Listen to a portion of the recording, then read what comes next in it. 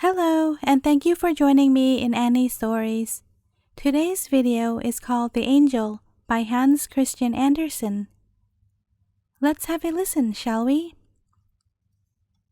The Angel.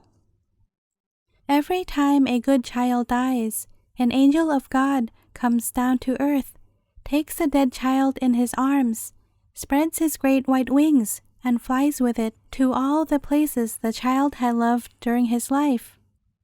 Then the angel plucks a handful of flowers, which they carry with them up to God, there to bloom more brightly than ever upon earth. The good God presses all the flowers to his bosom, but those he loves best he kisses, and in kissing them gives them voices, so that they can join in the great song of everlasting praise. Now all this was told by an angel as he carried a dead child away to heaven, and the child listened as in a dream. Then they soared over all those places in its home where the little one used to play, and they passed through gardens full of flowers. "Which one shall we take with us to plant in heaven?" asked the angel.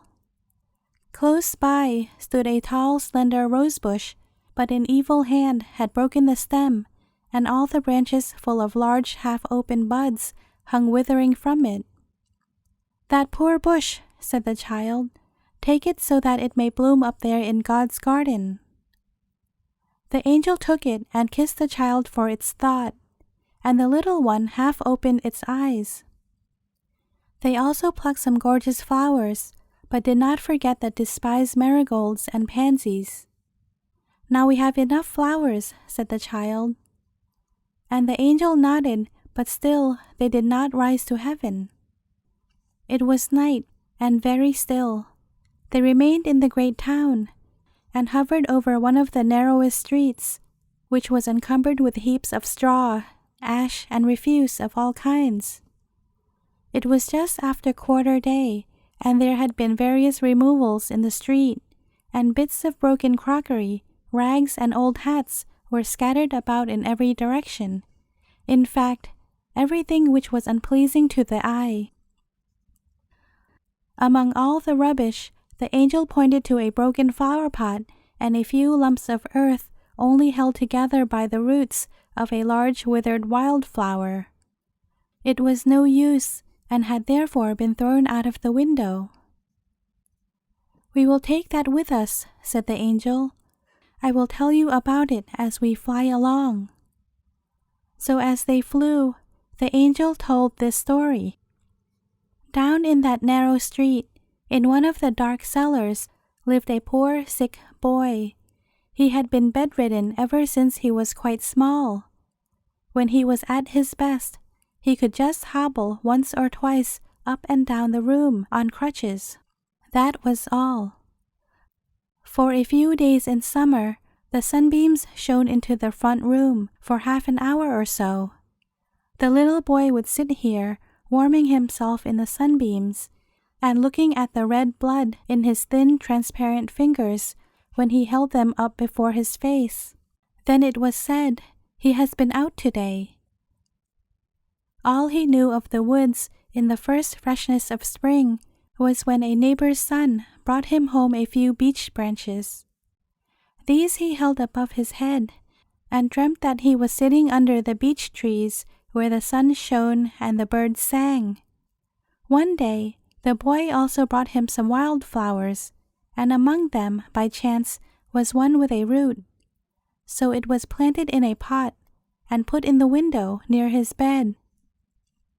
The flower was planted by a loving hand, and it grew, put out new shoots, and for several years it bore fine flowers. It was a lovely garden to the sick boy, and his greatest treasure on earth. He watered and tended it, and saw that it got every sunbeam it could, as long as the ray could reach the low window. It grew into his dreams. It flowered for him, and for him it spread around its fragrance and gladdened his eyes. Towards it he turned in death when his heavenly Father called him. He has had his place in the presence of God now for a year, and for a year The flower had stood forgotten in the window where it withered, and in the removal was thrown onto the rubbish heap in the street. It is that poor withered flower which we have added to our bouquet, for it has given more pleasure than any flower in the Queen's garden." "But how do you know all this?" asked the child in the angel's arms. "Because I was myself the little sick boy who used to hobble on crutches. I know my own flower, you may be sure." The child opened its eyes wide and looked into the angel's beautiful happy face, and at this moment they found themselves in God's heaven, where all was joy and gladness. The Heavenly Father pressed the dead child to his bosom, and it received wings like the other angel, and they flew hand in hand together. And God pressed all the flowers to his heart, but he kissed the poor withered wild flower, and it received a voice and joined the choir of angels who floated around the Almighty.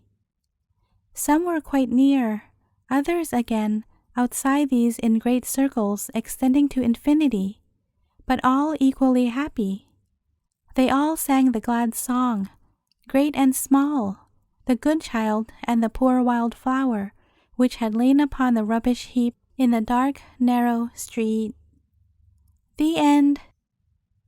Thank you for listening.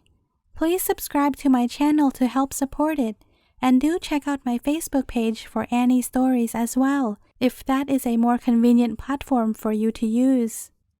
Thanks for all your support, and see you again next time.